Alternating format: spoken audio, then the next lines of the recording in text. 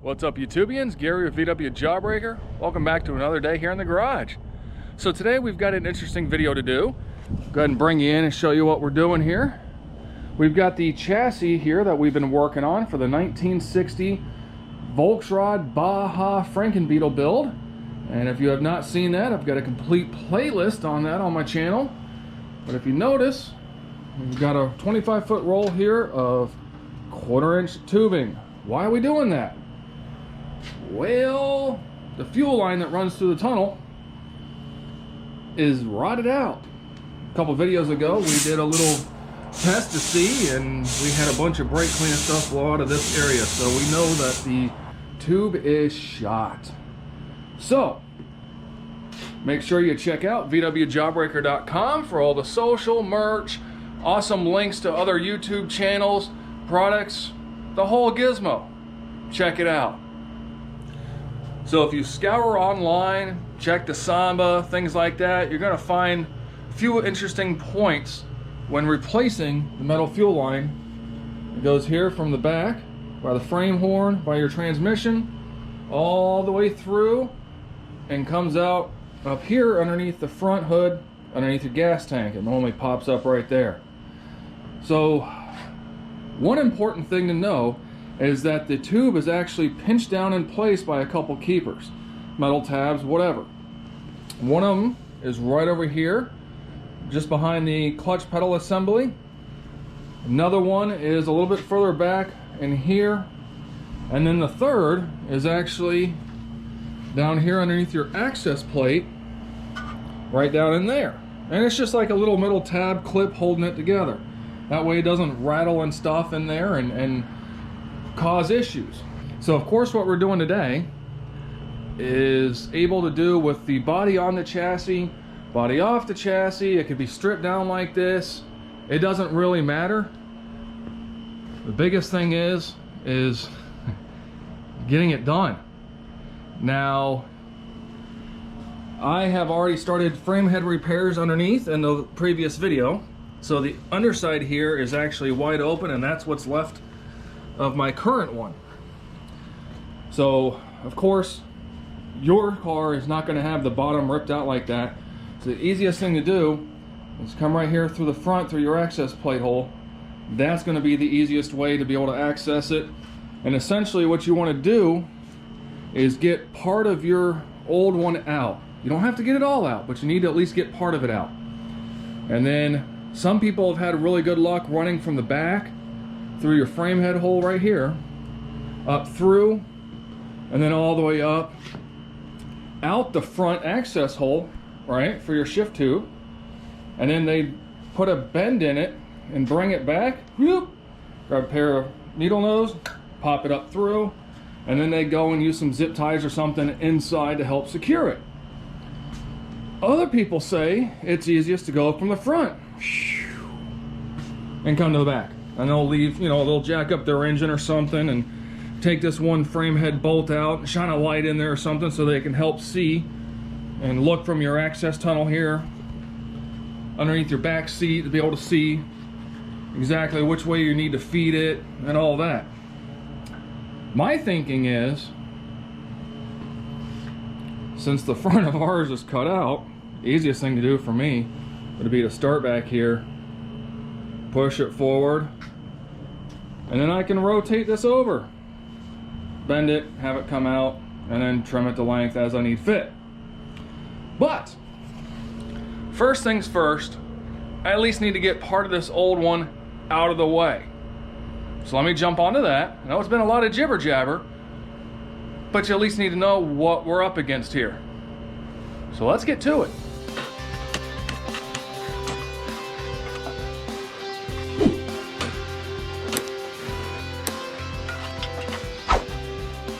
Look right down here, you actually see, oh no you can't, let me point to it, nope, you still can't see it, hold on.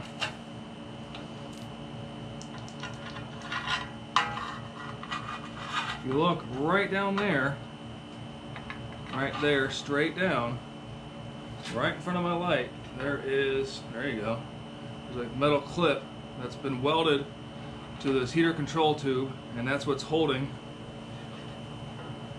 It's holding that gas line right in place.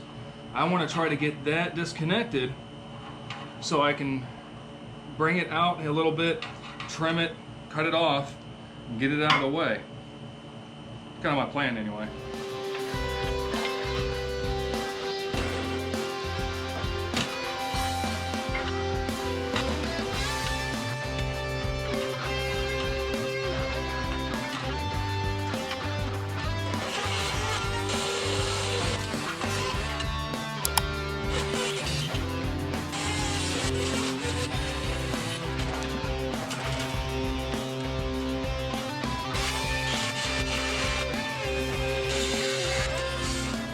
Well, that goes in there tighter than I thought.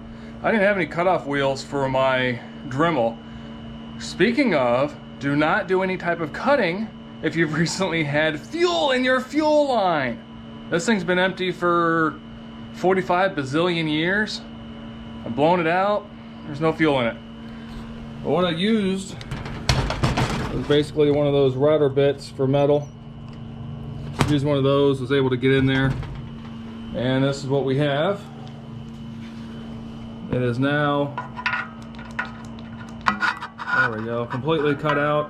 I barely nicked the heater control tube, but we're not running heaters. So now, there we go. That's out of the way. And by leaving some of it in there, we'll be able to actually zip tie, if you will, some of the new stuff to the old. So what do you think? I say we flip it over and I'll show you where the other one is on the front. Let's do that.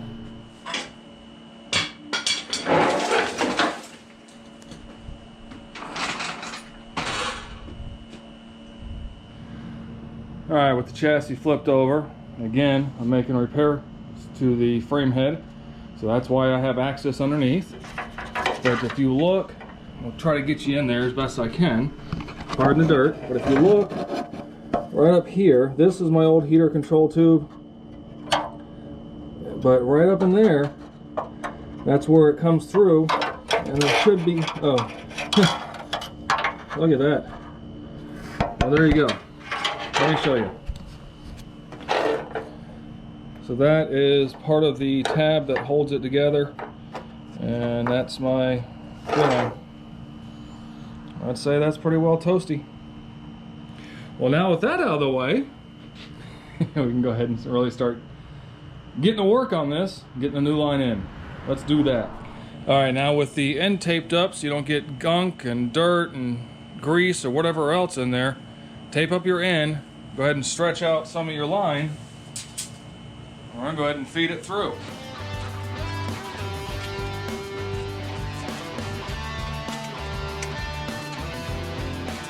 All right, so we've got it in there. What I had to do was kind of just give it a slight little bend so it goes in, goes up, over, and around. If we look, actually see the new one right down in there. So what we're going to do now is go ahead and get it pushed forward and see how far we can make it. But I want to say we're doing all right.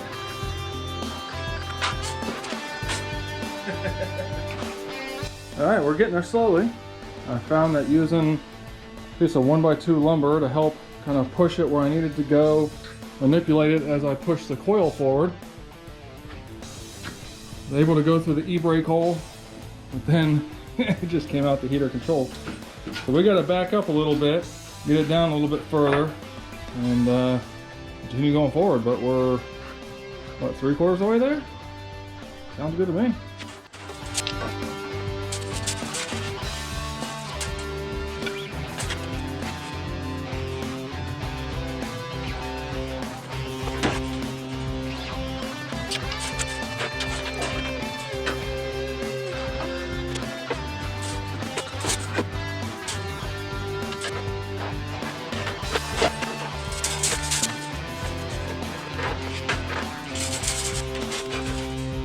All right, not sure how ideal this is going to be, but we got it through. Like I said, you're not going to need a full 25-foot roll anyway, so you're good there. We got it all the way through, and when I got around the shifter tube there, what I did is I cut this down some and put a real small V-notch at the end just so I could get it shoved in there and hold it in place. And it seemed to work out pretty good. Now a lot of people will cut access holes on the side of the tunnel or something. I really did not want to do that. I know I got some repair work to do, but I did not want to cut a big access hole in the side.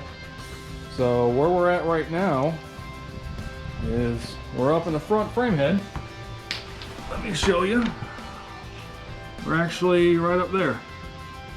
And if you look, it kind of came up right there. Oops, ended up coming up right up there. I think that should be okay, and I've got something to tie it to.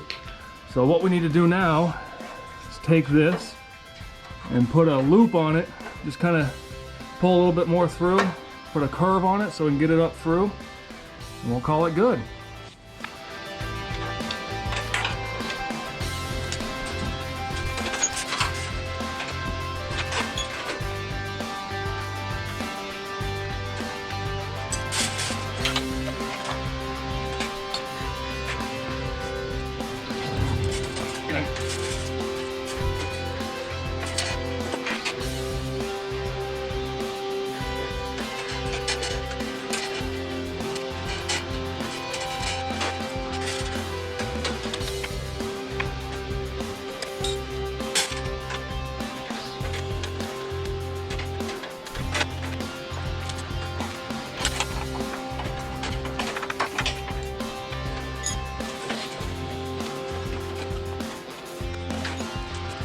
Well, there we go. It's in. Everything's squared away. We got the 90 coming up through. All we got to do is secure it underneath, and then of course we've got a new grommet for that right there, and I just have a vacuum cap over the end for now. And then back here we'll do the same. We're going to secure it underneath, and then we just got to trim this to length. We'll probably cut it long for now, and then we can trim it to the length we need it. And again, I've got a new grommet for that hole as well. So that's what we're going to do next, is go ahead and secure it in, get it in place. All in all, guys, not too bad. We got it secured in a couple spots. Right there you can see the line coming out. We got it where we want. Again, we got grommets for that. Coming out back here, trimmed down. Got a vacuum cap on that end. We got a grommet for that hole. What I did is I took some just regular tubing, cut a slit in it, was able to get it over the line in a couple areas where I zip tied it just to help insulate it a little bit. But other than that, we used some vacuum caps, tubing bender, cutter, long flathead screwdriver, this piece of 1x2 that I cut down a little bit, put a little V-notch at the end to be able to go through the shifter hole. And again, I was able to do all this without even cutting a hole in the tunnel. Yes, I know I had the front of the beam, or the front part of the frame head tore apart, but I could have done all that through the front access hole. I'm telling you, I feel that I could have. Now, was it easier to do all of this with the body off the chassis? Absolutely. Because if you think about it, this is your back seat area. This is underneath the package tray where your transmission is. I was able to get in there and there at the same time. But if you wanted to get yourself a helper, that'd be an easy way to do it as well. So there we go. Fuel line is replaced. Next on the docket, we can go ahead and start working on getting the bee in my face. Holy crap, what the heck? Go away, dude. You can't make this stuff up, can you? All right, so next on the docket, we're gonna go ahead and get the frame head all fixed up, gusseted, plated, and go ahead and start on the tunnel repairs. So I appreciate you guys being here. Thanks for subscribing. Make sure you like. If you haven't subscribed, please do so. We do all kinds of cool stuff on this channel. A lot of it's Volkswagen.